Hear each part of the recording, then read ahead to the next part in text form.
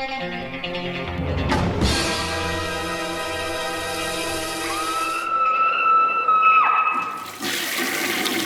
guys, what's up? It is week 328, and got some reviews for you and everything like that. Yeah, so let's hop right into them. The first one is from 88 Films, and this is a film I've covered before from 1993, if I'm not mistaken. Directed by Herman Yao, a Hong Kong director, and starring Anthony Wong, who should be no stranger to anybody that watches this channel. Obviously, Anthony Wong is in films like Untold Story, Ebola Syndrome, Hard Boiled. Great Hong Kong actor, and this film is Taxi Hunter. That's right, we had Taxi Driver, now we have Taxi Hunter. Okay, so if you guys aren't familiar, Herman Yao also directed Untold Story and Ebola Syndrome. Untold Story was 92, and this one was made shortly after, 93 actually, and this one was made shortly after that, and then they went ahead and did Ebola Syndrome in 96. So they did another horror film called The Sleeping Curse later, much later, 2010 or something, with Anthony Wong and directed by Herman Yao, and that's kind of like the four kind of thriller horror films they did together. Now, saying that, all four of them are really solid, and Taxi Hunter is probably, I don't know if Sleeping Curse or Taxi Hunter is kind of the least seen.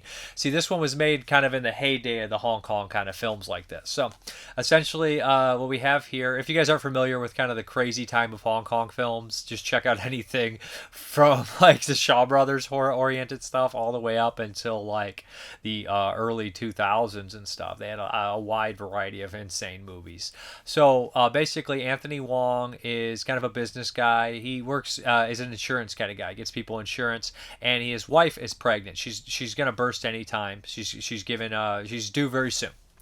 And he's kind of in this high competition, trying to move himself forward in his workforce. His buddy, their friend, they have like this family friend who's a cop. He's kind of a reckless, kind of crazy, think Mel Gibson, Lethal Weapon kind of style cop. He's partnered up with this other guy who's kind of a goofy guy whose daughter is a journalist, and everything like that. So like a newscasting journalist, that deal. So Anthony Wong, these are kind of the main characters of the story. Anthony Wong ends up having something tragic happen to him. Well, very irritating at first. A taxi driver kind of pulls in front of him, and he rear ends him. And so they get in an argument, and he's basically kind of belittled into paying this guy. He's threatened by brutality from the other taxi drivers that show up. And you kind of learn that the taxi drivers in this area kind of run everything, because they're just like, nobody really drives. They're very expensive. They mistreat all the people. They're really just horrible individuals, and they have this whole kind of thing going on here. So what happens is that's just kind of a foreshadowing to what would happen later.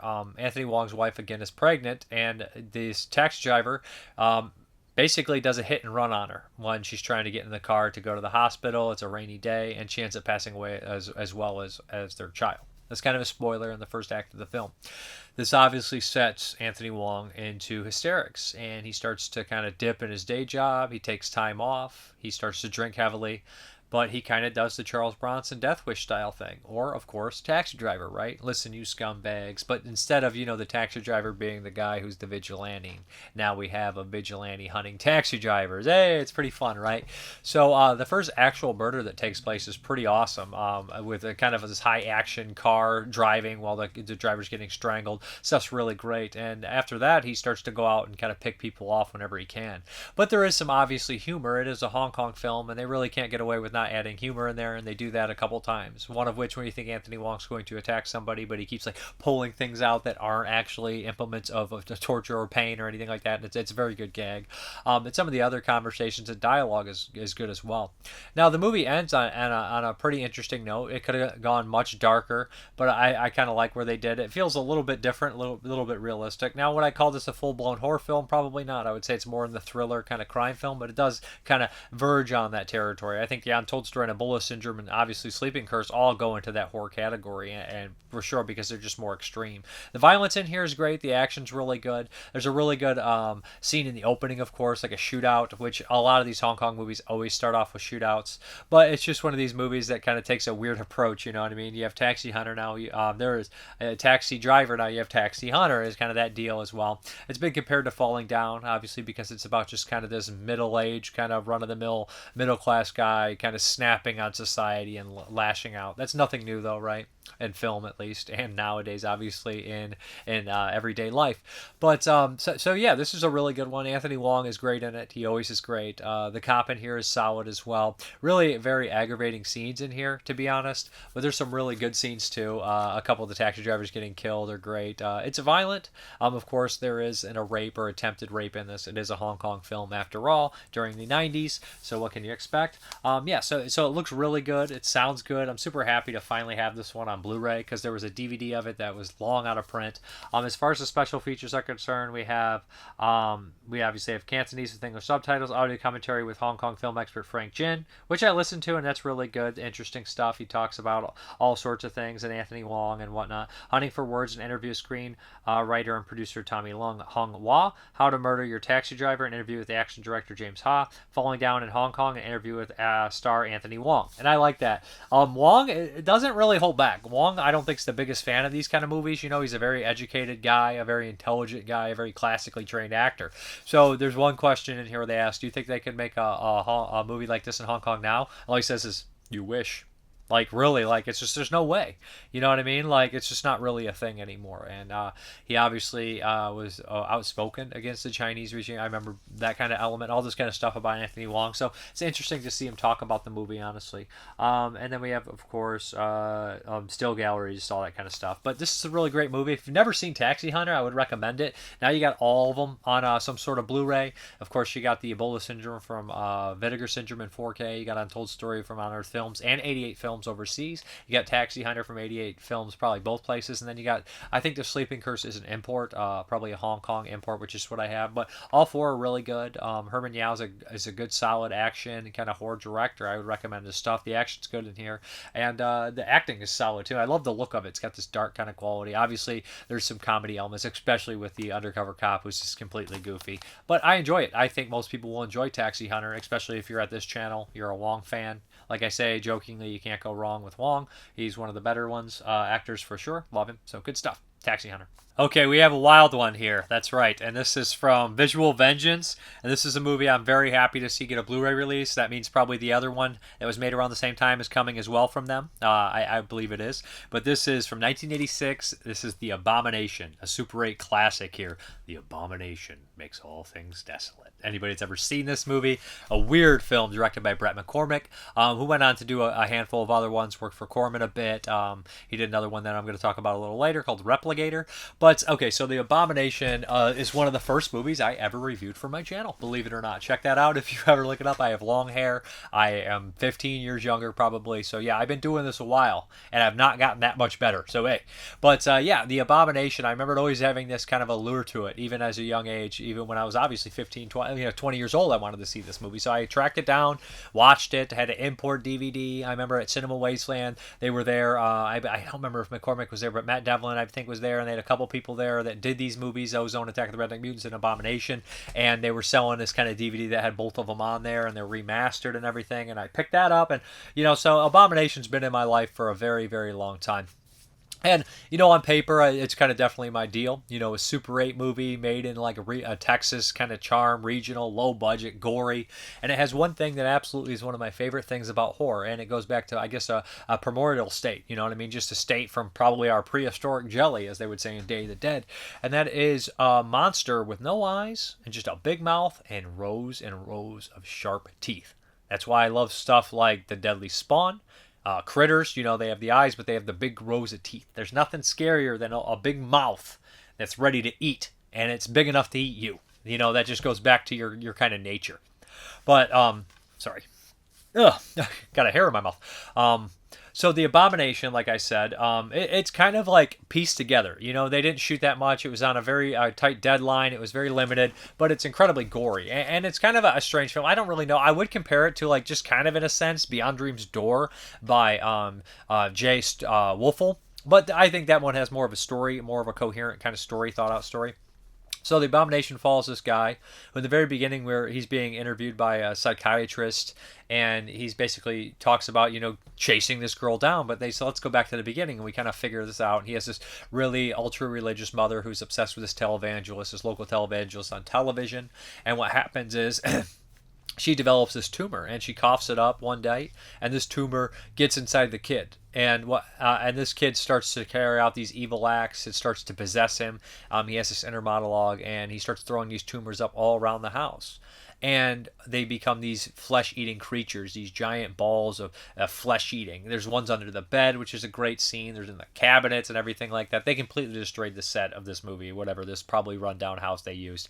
But of course, this thing wants him to kill. There's chainsaw kills with brains falling out. It's a very, very gory film, very nasty film, and the creatures do, have big, jagged rows of teeth. It's very entertaining. Don't expect this a huge budget affair. It's low budget. It's got regional quality. It's a little inept, of course, but that kind of plays into the charm. A lot of repeated, reused footage to pad this thing out a bit. But I recommend it, especially if you like these kind of weird movies like this. I think The Abomination is one that a lot of people have on their checklist to check out. And remember, it's not SOV. It was edited on tape, probably. It's edited on tape. The elements are lost, so it looks like it's SOV, but it's not SOV. There's so many movies that aren't SOV that people think are, including Truth or Dare. I made that same mistake, too, by Tim Ritter. All sorts of stuff that people just think is SOV. A lot of them are not. So as far as the special features are concerned, we have a new produced supervised SD master from original tape source, commentary with director Bret McCormick, then we also have Rob Housechild and Matt Dacerio of Visual Vengeance, commentary with Tony Strauss of Wang Chops Magazine, Monster Kid Movie Maverick, new feature-length interview, with Bret McCormick, interview 2022. That's pretty good. He talks about how he got a start, how he looked up to Corman, how he wanted to make 5 movies a year. The kind of interviews with this and Repligator kind of feel similar. I don't know. I don't think they're the same. Actress Blue Thompson interview, actress Vanessa Cheney interview with original VHS distributor Mac Jack Shell, down on Michelle Productions. That's cool. Filming locations tour, Super 8 outtakes and raw footage, behind the scenes of Stairway, behind the scenes tumor test, behind the scenes image gallery, interview with The Abomination, Bret McCormick original Super 8 films, Bret McCormick trailer archive, 6-page booklet with essay by Tony Strauss, limited edition slipcase by The Dude, limited edition 12-page mini comic book, Visual Vengeance trailers, reversible sleeve featuring original art, VHS, folded mini posters, stick your own VHS sticker set, and optional English subtitles. So if you're a fan of The Abomination, you're a fan of Visual Vengeance, a fan of Super 8 regional horror films, this is a must. Gory, weird, bizarre little oddity that I think a lot of people will enjoy. Okay, the next up is from 1998, also directed by Bret McCormick, and I covered this one years ago too, and this is Repligator. Now, Repligator was originally released on Whacked Films by Glenn Coburn. Glenn Coburn's the director of Bloodsuckers from Outer Space, that I think Vinegar Syndrome eventually put out, but it was a Media Blasters DVD. And then it was put out by Massacre Video too, Repligator, I believe, or whichever order that went in. So this is one that I saw way back in the day whenever those DVDs were released, and I hadn't revisited. I didn't forget about Repligator. How could you forget about Repligator? But it wasn't one of my go-to movies. It's a super low budget kind of softcore silly movie that you watch at 3 o'clock in the morning, and you know what you do at 3 o'clock in the morning when you're watching something softcore, right? So that's kind of what Repligator is. It does have the talents of Brink Stevens and Gunnar Hansen and some other people that pop up in Bret McCormick movies.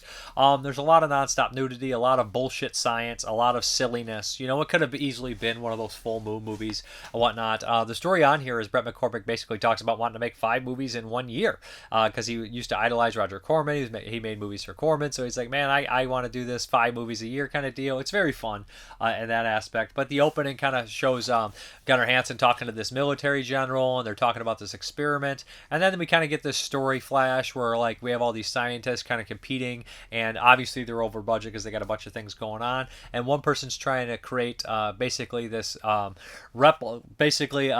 Trojan horse kind of weapon where you can transport troops wherever, but of course everybody that goes in comes out a female, and they're kind of a horny babe female, and it happens right in the beginning. We have another scientist in Fields, and he's a complete pervert, so he wants to program women to be as sex slaves. Somehow these two things get mixed, but there's also these old kind of screw-ups, and people pop up and they end up having alligator heads. They're more like dinosaur heads, but they call them Repligator, so we're going to do it. So Repligator, we're going to call it that, okay? Even if they're not the alligator heads, it is what it is. It's Repligator. But Gunnar Hansen's, all his scenes seem to be shot somewhere else. Brink Stevens as well, kind of not too close to the rest of the crew, if that makes any sense in cast, but they're fine in their small roles. They cram in as much nudity as they possibly can. can. And what I like about the movie is they play with kind of sexuality, you know what I mean? Kind of in the similar Dr. Jekyll, Sister Hyde vein, where you got characters bouncing back between male and female and everything like that. So it kind of gets like a Nutty Professor Jekyll and Hyde kind of storyline in here. And you know what? It's funny that part of this is probably more progressive than a lot of people thought, because one character actually identifies as a female that's trapped in a male's body. So they do that whole ordeal.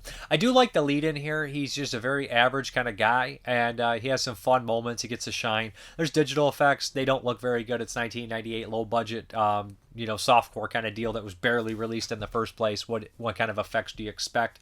It doesn't make the movie better. It obviously makes it worse, but it is what it is. I think that people will get a kick out of it. They'll get a laugh out of it. It's very silly. It's very light. It's very repetitive, but hey, it's Repligator. If it sounds like it's up your alley, it's been out of print forever. So if you're looking to see some Brink Stevens or Gunnar Hansen and some nudity and just some silliness, then this one's definitely for you. They don't make them like this for good reason, obviously, but it's not bad. I mean, it's enjoyable softcore silliness. So, with some sci-fi elements, of course.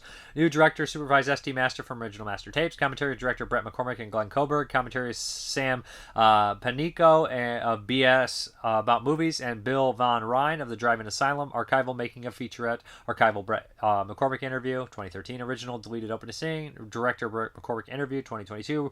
Producer Win Winberg interview, 2022. Brink Stevens interview. Carl Merritt interview. Randy Clover interview. Other trailers, all that kind of stuff on Repligator. So if it sounds like it's up your alley, or you've been waiting for 20 years to see this movie. I used to get messages on there. People would always be looking for this one. Where'd you get that DVD? Where'd you buy that DVD? And I was just Repligator spoke to them for some reason. Check it out. Okay, let's get into those 1981 movies. Woe be unto him who opens one of the 7 gateways to hell, because through that gateway evil will invade the world.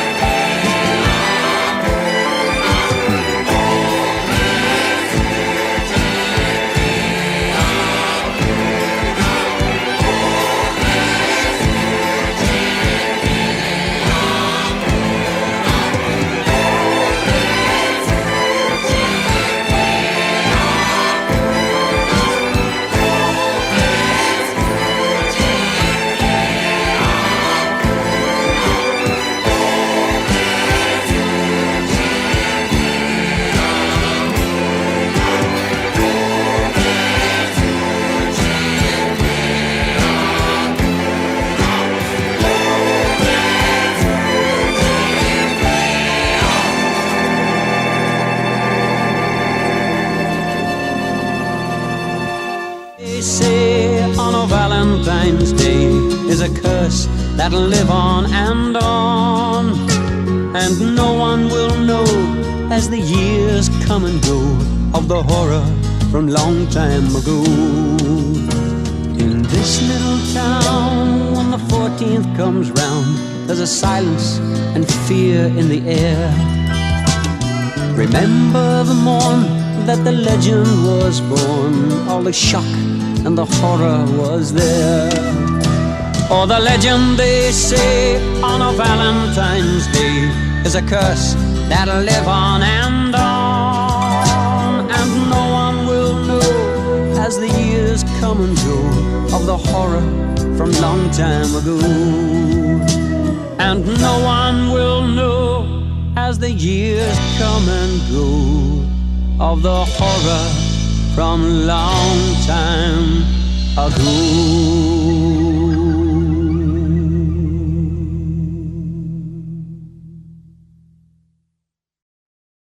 First up on the 1981 movies is from Egypt, and it is Fangs. Yeah, if you were to tell me that 1981 would be the weirdest year of horror remakes, I'd be like, bullshit, but it is. So we got Fangs, which is an Egyptian Rocky Horror Picture Show remake, musical and all. And we also have Wolf, Stringlada, which is basically an Indonesian Friday the 13th remake. I don't know if it's official or not. And then we have A Monstrous Corpse, which is a South Korean remake of Let Sleeping Corpses Lie, and I believe it's official. So 3 of the most bizarre films to be remade, of course, in 1981, and there we have it. Movies that weren't even made close by that, except for the Friday the 13th. So here we have Fangs. And right in the beginning, of course, we have this wedding, and our characters go off. And in the very beginning is probably my favorite part, because, you know, you have the scene in the original where they're walking up to the castle, and their car breaks down, it's raining. But there's a really fun scene where basically they just put the Grim Reaper in the bushes watching them, and you're like, that's just such a silly, beautiful moment. The songs are okay. That first song is really cool. As we get in there, we realize it's going to be less about aliens and more kind of just follow the vampire storyline in here. And the main character is a vampire. He has a brother that lives there, and they're obviously going to be at each other's throats. Similar, you know, Rocky Horror, how Frankfurter was just going overboard, and everybody was like, dude, you need to calm down, or, you know, all this kind of stuff's going to happen. We have that kind of storyline. Of course, it's a bit too long, and there is one point that I was like, this movie is trolling me. This movie trolled me for 10 fucking minutes on purpose. So there's one point where we obviously have, you know, the scholar, the kind of professor that it cuts to. In the movie, it's Charles Gray, and this one is just some guy. I mean, I'm not familiar with the actor. He's in a slew of things, though. But they even show him dancing a little bit, which is actually really funny, because it's not as bizarre, I guess, as the Rocky Horror, as explicit in the sexual content. I would say not. But there is this part where obviously the professor interrupts and says, the vampire says, there are no vampires, trying to cover it up. And the professor says, you can say that, there's vampires here, there. And he goes through, and I kid you not, there's 10 to 12 scenarios about it. And it's like a 15-minute scene. And it'll just show our two main characters as different people getting screwed over at the store for cigarettes, getting screwed over at the hospital for insurance, and all this kind of stuff. And after every single one of them, it cuts back to our professor laughing hysterically. And it literally lasts for 15 minutes, all these different stories. And I was like, I started to almost like crack just from insanity. I was like, they're doing this on purpose. And it's just so hit you over the head, hilariously stupid and aggravating at the same time. And I got to give it props for that. Also, the fact that there's choreographed dancing and stuff and the different songs they choose. I actually kind of felt myself very intrigued by it, but I didn't say I loved it. It was intriguing and interesting. And I don't mean that as an insult. It's just kind of a bizarre kind of film to make. And it's a bizarre kind of take to do. It's just, I guess I am interested in the Rocky Horror Picture Show Egyptian remake called Fangs. Like I said, more vampire oriented, no alien stuff really. Okay, I'm going to be kind of brief with these next 3, but the first one up is Shaw Brothers horror film, and is Revenge of the Corpse. Now, the next 3 are all Shaw Brothers horror films. So, Revenge of the Corpse. So, this one kind of starts off in kind of a typical fashion, right? It's a period piece, and we have this character who's wrongfully accused. He's a sergeant. Most people seem to really like him. He even takes pity on this criminal, and all the townsfolk want to destroy him, but the sergeant sticks up for him, and that obviously pays off. And basically, all these people want to double-cross him and pin him for all these things. They plant the stuff in there, pin him for murders and all this, and just obviously, you know, conspiracy, bureaucracy, all that kind of stuff. So they do that, and he's really hurt, and he's dying, and they decide to release him from prison and put the pressure on his family and friends that you say you find the real criminal here, or else we're going to take him back. Unfortunately, this poor man dies, but before he dies, he tells them, bury me in red. Bury me in these red garbs and all this kind of thing. And it's, of course, going to kind of put a spell so he comes back. The movie's called Revenge of the Corpse. So, of course, this character comes back, and it's kind of mysterious, like all these kind of Shaw Brothers horror films are. They have this mysterious angle where a lot of them don't want to fully commit to the supernatural. I mean, Corpse Mania has these elements. Like, the supernatural is such a confounded thing. Not confounded, but such an important thing in these Hong Kong horror films and Asian horror films with the sheets, the spells, all that kind of stuff. But then a lot of the movies, they're like, do we want to commit to something supernatural? And they kind of walk that line a lot of the times. So when I'm looking at Revenge of the Corpse, it finally does come to that, that supernatural aspect in the last act. And there's a zombie literally kung fu and a bunch of people, really fun lighting, all that kind of stuff. So this one's worth checking out. I enjoyed it, honestly, and the ending's really kind of what pushed it over from being average to a little bit better than average. I think this is probably my favorite Shaw Brother horror film that I watched this week. Like I said, I watched 3. I don't think it's better than Bewitched or Corpse Mania. I think those from 81 are the highlights for the Shaw Brothers, but I enjoy it better than Hex from 1980 and Haunted Tales, I would say. So yeah, it's Revenge of the Corpse. Okay, next up is Avengers from Hell, and this has a few different directors on it. This is an anthology, and like last year from Shaw Brothers anthology, they had Haunted Tales, which was half directed by the guy who did Lost Souls, and Men Behind the Sun, and another director. The other director did one of the shorts in here in Avengers from Hell. Now, I always find it kind of strange that Shaw Brothers are doing a lot of these unrelated anthologies. They only have like a supernatural or a horror bend to them. This time it has 3 stories in here. I just don't know. They're just strange anthologies. So the first one opens up where this cop seems to have this like closeness to this building, and he goes in and he finds out the history of it, and he learns that there was a woman who was basically, I don't know if she's a mistress, but basically the guy was really terrible to her and ended up murdering her. This ghost in here is infatuated with this police officer and comes after him, and it's up to him and his girlfriend to kind of fend them off. This one has good lighting, good atmosphere, but very, very standard stuff here. The next story is more in the line with something like Bewitched, where we have the kind of the adulterous character going on vacation and meeting someone. We have that here in this Playboy. A lot of his story is told in like flashbacks, and he has this girlfriend, and he's a wife who's pregnant now and everything like that, if I'm not mistaken. And he has this flash where he did this horrible act with cheating on his wife, and he kind of there's a revenge behind the grave thing going here, and there's another maid, and the ending's pretty bonkers. I want to spoil this, but when you start playing with babies and reincarnation and rebirth, it gets very bizarre. And the final story on here is my favorite. And this one is a lot like the story in Haunted Tales by Pooi-Kuen. I can't remember, from the guy who did Lost Souls. It fits in that kind of vibe, right? We have this guy who is this old man. He's a gambling, greedy prick. He's not necessarily a prick, but they portray him as kind of weird. He has a nephew who always follows him around, always asking him for money. And this old man just, one day he finds his pair of glasses that's left out, and he puts them on.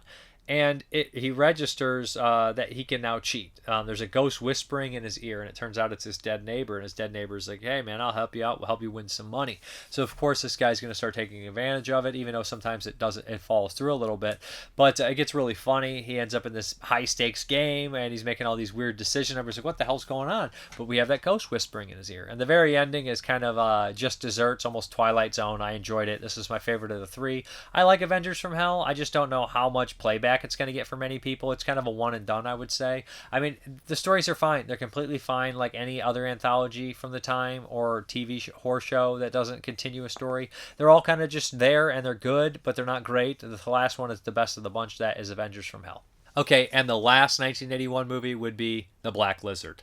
Okay, yeah. So The Black Lizard. It's so weird. So out of all the Shaw Brothers horror movies this year, we have Bewitched, we have Corpse Mania, we have Bloody Parrot, we have Black Lizard, Avengers from Hell, and of course, we have Revenge of the Corpse. So we got a handful. We got more this year than we did last year from 1980, and I think we even have more than 82. I know we got some heavy hitters for the horror genre coming out, but this one is The Black Lizard. This is relatively short, an hour and 20-minute movie here. This one fits more in line with the kind of mystery where you're like, is this a horror film? Half the movie, kind of like Bloody Parrot. Bloody Parrot and Black Lizard go good together, and then you're like, oh, I guess it's I don't want to spoil it, but so right in the beginning we hear this story, this kind of thing that everybody does about the Black Lizard, and we hear this kind of myth, right? And it's going to be based on this myth, and it's going to come back to this myth at the very end of the film.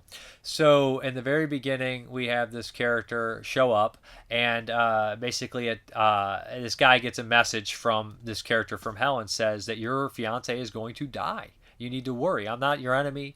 She's going to die. He starts to panic. He sees this kind of monster in red, and he has to travel. And when he gets back, he realizes that the family, that his in-laws' family, the aunt had died, and he had just witnessed her, all this kind of thing. So they start to question people about the death, and they come along to this guy whose wife was killed under mysterious circumstances because his son was possessed, or wrongfully his son. They had a black lizard kind of birthmark. All this elaborate story here. So a couple characters are just decide to figure what's going on. People are kidnapped, and the signs all point to certain people. But of course, being a mystery, having some hang-ups and changes and everything like that, you kind of get that point. You're like, this isn't really going to be supernatural, is it? Even though it kind of has supernatural aspects, and you think kind of like in the vein of like Human Lanterns, but Human Lanterns has more of a slasher thing to it. So you're like, whatnot. And I think one of the directors, this guy might have done Human Lanterns, if I'm not mistaken, or was it the guy who did Revenge of the Corpse? I might be mixing it up, but so like you're like, this one's completely fine, and I'm catching like this pattern where they feel like they don't want to go full supernatural. Fight scenes are solid. Has one of the 5 deadly venoms in there for sure,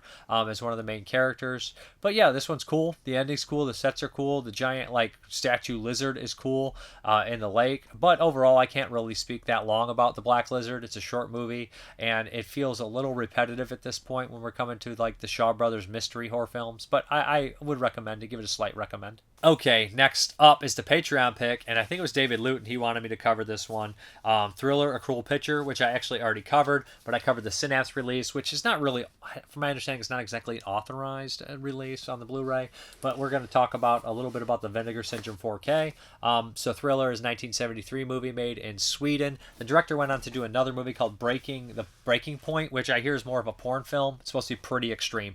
But Thriller, A Cruel Picture is considered one of the greatest rape revenge films of all time. I would agree. I would put it up there with I Spit on Your Grave, Miss 45, Last House on the Left. Some people consider House on the Edge of Park rape revenge. If it is, I would throw it up there as well. But all those movies, just to me, are very impactful, and so is Thriller, A Cruel Picture. So it stars Christina Lindberg, who is in a lot of softcore stuff. She's a very much a cult actress. It has both versions, of course. We have They Call Her One Eye, which is the shortened American version that was released to the States. And then we have the longer Thriller, A Cruel Picture version, which has the full hardcore porn inserts in there. So the story is a bleak one. I mean, they don't call it a cruel picture for no reason. We have this poor girl in the very beginning of the film. She is molested and raped by this old homeless man who drools. Okay, so you feel like, are we in some elevated hell world? And she, ever since that moment, she doesn't speak. We kind of fast forward to her. She works on a farm with her family and kind of keeps to herself. One day she gets off in a month. She goes into town, and she's picked up by this kind of slick guy who buys her dinner. He wines and dines her, but then he gets her hooked on heroin and wants to turn her into a prostitute, into sex trafficking. He explains all the rules to her. She wants nothing to do with it, and some unfortunate circumstances lead to her being, they call her One Eye, right? A very graphic scene, obviously used with a real corpse and all that. That's the Ruma. So anyways, after being, hooked on heroin and hitting her breaking point time after time in some of the most tragic, depressing, sad moments I've ever seen on film, she decides to get a revenge. And what I love about this film is she gets her own fucking revenge, right? So many movies do we have a woman get raped, Mad Foxes, and then the guy comes back and, I'll take care of it, I'm a man. Even Death Wish, which I love those movies, but still, when you look at I Spit on Your Grave and Miss 45 and Thriller, A Cruel Picture, they kind of stand above for that reason, at least when you're talking about, if you're going to try to argue a point on them being positive movies, I don't know, whatever you want to say, not positive, but, be more appropriate, I guess. So she basically trains herself in these 3 aspects, how to fight, how to shoot, and how to drive. And it's just like such an exploitation classic moment. She's learning all these things from all these different people, and it's just like a long movie. It's almost 2 hours long in the uncut version, and she learns all these things, and you're just waiting for her to get revenge. And then we have this ultra slow motion shooting, ultra slow motion fights, and fast chase car paces, and it very much turns into this western at the very end with the showdown. I love this movie. I don't need the hardcore inserts. They don't add much. It's not Christina Lindberg, but I think that in a certain way they do add something. I should take that back, because the sex is ugly. Never once is anybody like, that's some hot stuff. That turns me on. Nothing in this movie is arousing. It's depressing. It's dark, and the way it should be. and the revenge is cathartic. I get it. And she looks like such a badass character. You know, Quentin Tarantino probably obviously used her for Ellie Driver for the Black Kill Bill movies. But anyways, it's an excellent movie. It looks excellent in 4K. I recommend picking it up. It has a slew of features on here as well. I'll go over the one stuff on They Call Her One Eye release. Disc containing the feature film, of course, Adrian and Christina interview with filmmaker Adrian Garcia Bologna from 2017. Great director, did stuff like Late Phases. Christina Lindbergh, The Paris Interview, an interview with Christopher Eller from 2015. Alamo Drafthouse Q&A with Christina Lindbergh from November 11th, 2017. Screening of Thriller in Austin, Texas. Behind the Scenes Gallery, Public Image Gallery, Artwork and Press Gallery, multiple radio spots, outtakes, rare Christina Lindbergh music tracks from her 7-inch single Sab commercial, directed by Bo Vibenius. That's the director.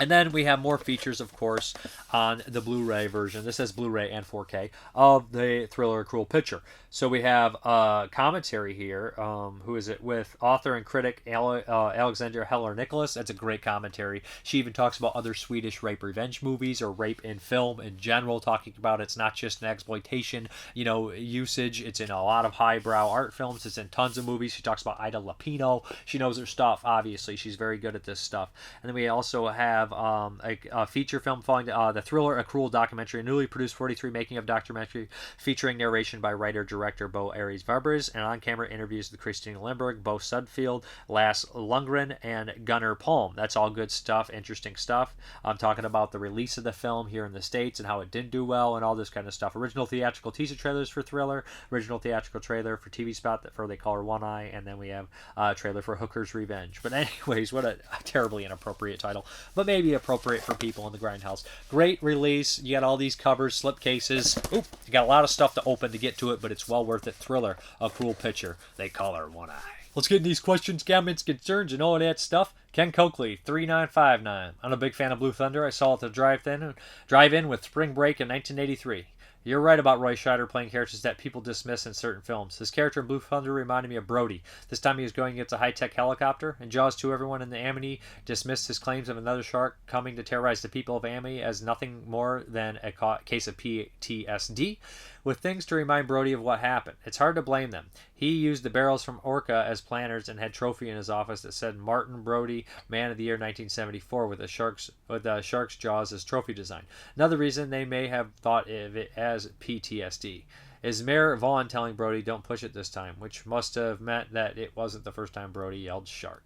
And Blue Thunder, War Notes does the same thing with the Murphy character. Blue Thunder was ahead of its time with the issue of invasion of privacy, which is a major issue today, no doubt. I'm sure the reason they did it was the fact that it was released 1 year away from 1984, and the helicopter was Big Brother. Okay, Roy Scheider originally turned down Jaws 2 to star in The Deer Hunter as a character that Robert De Niro played. Personally, I think Schneider was too old for the role of a guy going to Vietnam. He did Jaws 2 to fill his contract with Universal. Originally, Sean Brody was going to play Ricky Schroeder, but the original director was fired and half the roles were recast. Scheider starred in a horror movie that scared me half to death as a kid. That was The Curse of the Living Corpse. It's on DVD as a double feature with Horror of Party Beach. I have not seen that one. I've heard the name but never seen it. War Notes left us early. Oh, you're going to go into War Notes? War Notes is one of my favorite actors. I'm very familiar with War Notes, so I guess we'll just do it for the audience. War Notes left us way early. Like David Warner, Oates worked a lot with Peckinpah. They did Ride the High Country, Major Dundee, The Wild Bunch, and Bring Me the Head of Alfredo Garcia. He was great in Stripes as well as Dillinger. He looked like the real Dillinger. I've covered all those movies on this channel except Stripes, which I've seen a few times, of course. Daniel Stern gets a lot of love for Home Alone, but he made 2 really good movies in 1982. He made The Diner with Mickey Rourke, Steve Guttenberg, Kevin Bacon, Paul Reiser, Tim Daly. In 83, he did Get Crazy, also with Malcolm McDowell. My dad's friend was a huge fan of The Diner. Bad Brains Horror, 3613. Hey Dave, watch Ebola Syndrome. It was insane. Got my hands on Taxi Hunter to watch next for my Cat 3 crawl. Great stuff as always. You're welcome. Taxi Hunter might be Cat 2 though. But still, it's right up that alley, though. Nick Mua from Belgium. William Friedkin's gargantuan talent will be missed for sure. I enjoy his later films as much as his earlier work. How many directors can say their work has stayed consistently excellent? Not many. David Lynch, maybe? I meant David Cronenberg, David Lynch, those guys. Questions. Which non-horror Friedkin film would you recommend the most? Sorcerer. Honestly, Sorcerer is great. Killer Joe's great.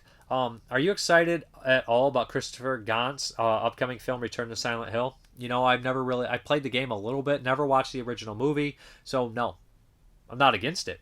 Why do most films based on video games turn out crappy? studio interference. I don't know. I really don't know. The time they were made was a rough time for American film. Maybe there might be some better ones. Some of the ones overseas are probably a little better. Enjoy life as much as you can until next time. Travis Linscomb, 6200. Miss 45 is a classic. I think it's probably my fave of the rape revenge genre. The first time I saw it was into it, but each is so sequential viewing, I love it more and more. The ending party scene is so iconic. Completely agree. So, you know what? Let's get into this update, guys. Not too many titles here, but first up is Blowout, of course, the 4K here. Directed by Brian De Palma, has John Travolta, Nancy Allen, John Lithgow.